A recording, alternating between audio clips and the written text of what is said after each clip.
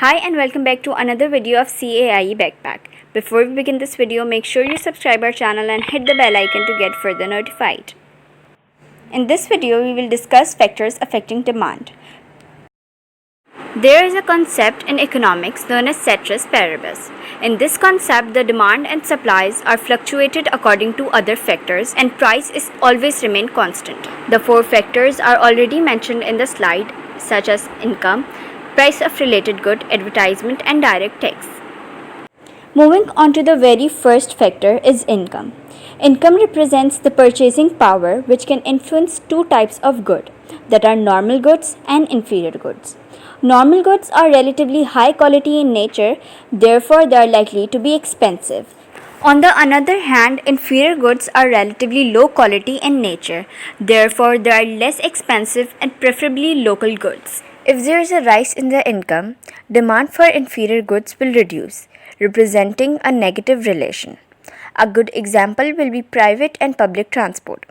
A rise in the income increases the demand of private transport, making it a normal good, while decrease the demand for a public transport, making it an inferior good. The diagrams on the slide clearly represents the relation of income with normal goods and inferior goods. The upward slope represents a positive relation between normal goods and income, while a downward slope represents a negative relation between inferior goods and income. The second factor is price of related goods, which includes substitutes and complements. Substitutes are alternatives which can be used in place of one another. For example, Coke and Pepsi. A rise in the price of Coke will contract the quantity demanded of Coke, and by keeping the price of Pepsi same, the quantity demanded will extend, representing a positive relation between price of one good and demand for another good. On the other hand, complements are jointly demanded goods. For example, DVDs and DVD players. A rise in the price of DVD will contract the quantity demanded for DVDs. Along with that, it will also reduce the quantity demanded for DVD players, representing a negative relation between price of one good and demand for another good. The reason why the diagrams on the slide shows a shift in the demand will be explained at the end of the video. Stay tuned and watch full video. Moving on to the third factor, it is a direct tax. Direct tax is a burden on economy. Disposable income is the income left after deducting income tax from which we can either spend or save. The formula is mentioned in the slide. There are two types of taxes. One is income tax, which is a burden on the economy. If the tax level will be increased, the disposable income will fall and consumers will be left with less purchasing power, and thus the demand will also fall. The another kind of tax is corporate tax. Corporate tax is progressive in nature, which means if the income level will increase, the tax percentage will also increase.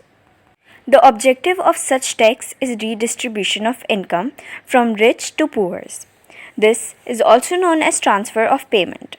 A certain percentage of tax will be imposed on the incomes of rich, which will be given to poor as unemployment benefits. One of the very important concepts under the heading of direct tax is tax evasion, which is not paying the level of tax that is required by either doing more cash transaction or by not showing proper documentation of income, such as finding loopholes or avoiding the tax. Last but not the least, advertisement. Advertisement is branding or promoting a brand by strong marketing policies. There are two types of advertisement. One is persuasive, which is to attract customers to increase the sales of the business so that the profits can be increased, which will eventually increase the demand of goods and service. This kind of advertisement is often operated in private sector.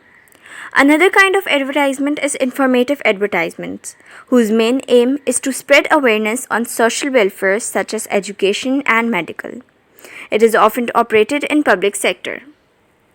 Before moving on further to demand, the most important concept you need to understand is changes in quantity demanded versus changes in demand. Yes, these both things are totally different things. Changes in quantity demanded is due to the change in the price which causes movement along the demand curve. An increase in the price will contract quantity demanded, and a decrease in the price will extend quantity demanded, keeping all the other factors constant.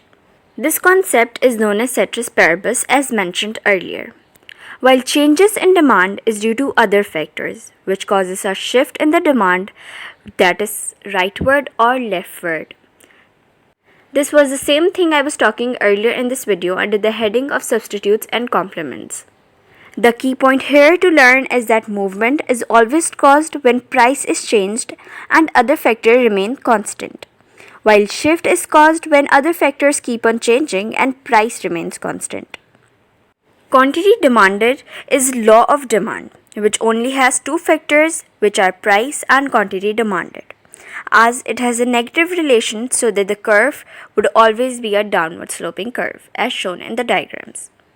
While changing in demand reflects the shift, which could be right or left, influenced by income, tax and advertisement accordingly. Thank you for watching our video. If you find it helpful, please press the like button and subscribe to our channel and comment down the next topic you want to learn.